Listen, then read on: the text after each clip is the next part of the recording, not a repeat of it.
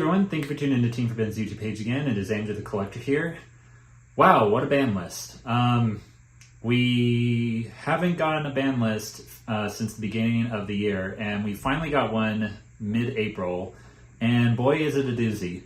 If you want to see us go more into depth about the ban list, check out the previous video where Scott and Eric kind of go into more in-depth with it.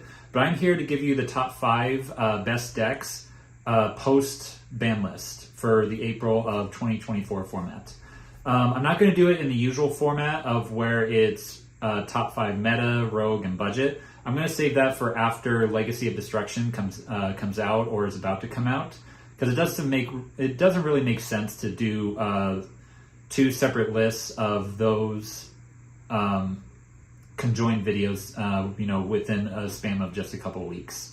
It feels like it's a little too soon, and it might be a little bit repetitive.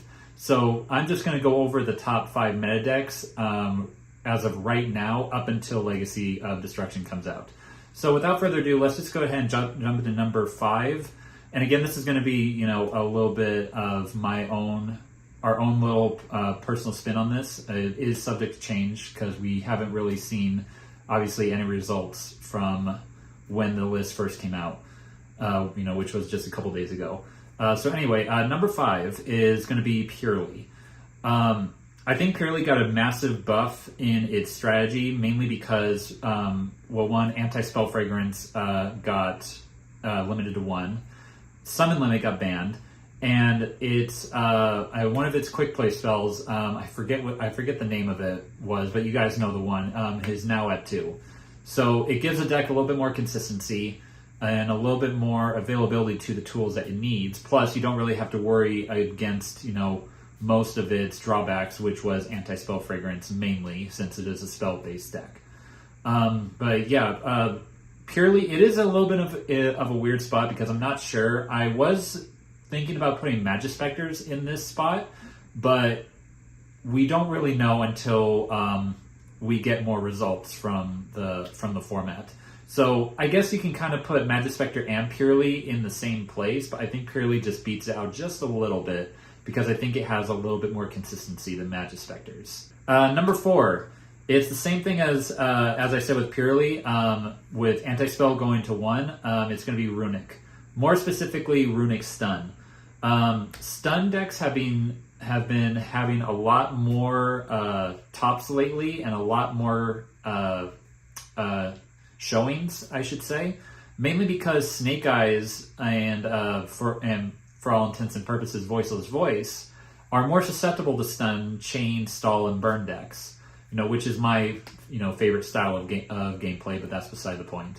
But Runic Stun, more specifically, or I guess you could say any Runic strategy, is definitely got a massive boost because, 1, the only hit that they have for the deck is that Runic Fountain is at 2, which isn't that big of a hindrance to the deck, if we're being quite honest.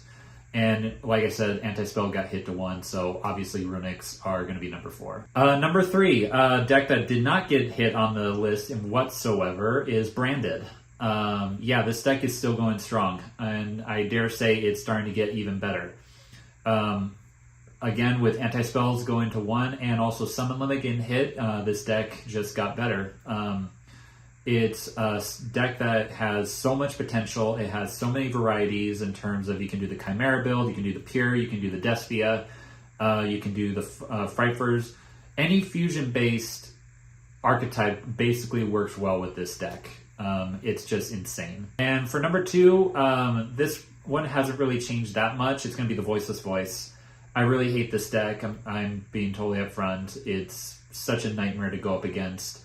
And it's not really much that you can do to side against it because of the way the strategy works, which is still why I think it's, still number 2, because it also didn't get hit on the list. And like I said, with the previous entries on this list, it got a massive boost because Anti-Spell went to 1. And number 1 is going to be not Snake Eyes Pure, but Snake Eyes Fire King specifically. The Pure Snake Eyes build got hit drastically because Link Rebo got banned. Sorry, Scott. I think they could have hit something else in the Snake Eyes variant and left Link Rebo alone, but you know how Kamani works.